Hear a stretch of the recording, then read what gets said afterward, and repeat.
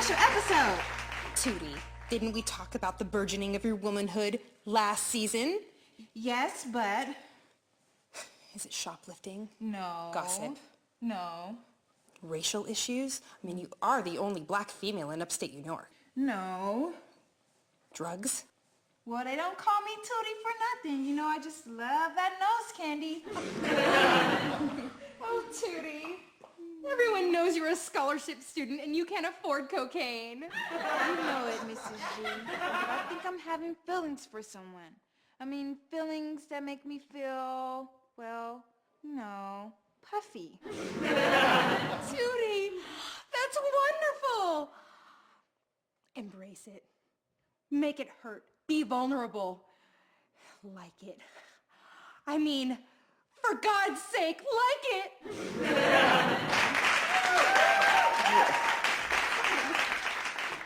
It's okay, Headmaster. Mrs. Garrett sometimes tells us that we have to shake people to get our point across. Plus, we have a safe word in case things get too intense. I see, and that safe word is? Cheaply made porn parodies.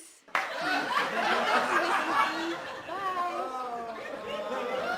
Still figuring out what you're gonna write about?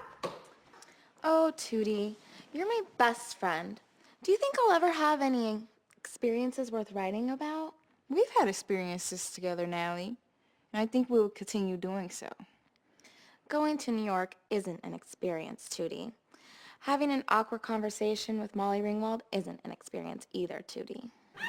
Yeah, whatever happened to those girls we used to go to school with? Oh, they randomly disappeared and nobody noticed because all we do is cry and cry.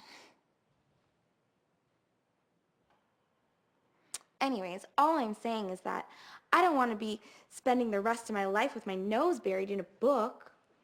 You know, there's other places you can have your nose buried. I can show you. You don't need a book to teach you the facts of... Who the f*** are you? Thanks for letting me use your bed, Natalie. I'll be sure to clean up, Natalie. I'll be sure to move your stuffed animals, Natalie. Women's prison on you. Frontline documentary women's prison, not some Scrabble pay-per-view women's prison.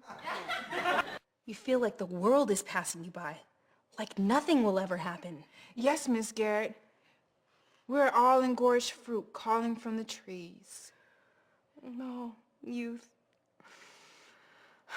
I remember when I was young. I thought my vag would fall out from lack of use and someone would put a parking lot there and old shopping carts and candy wrappers. And then it happened. Right here in this room. Some people called it integration.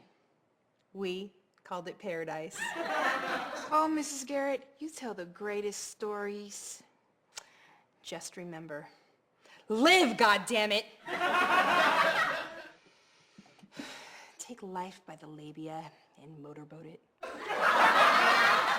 Our bodies are only so ripe for so long.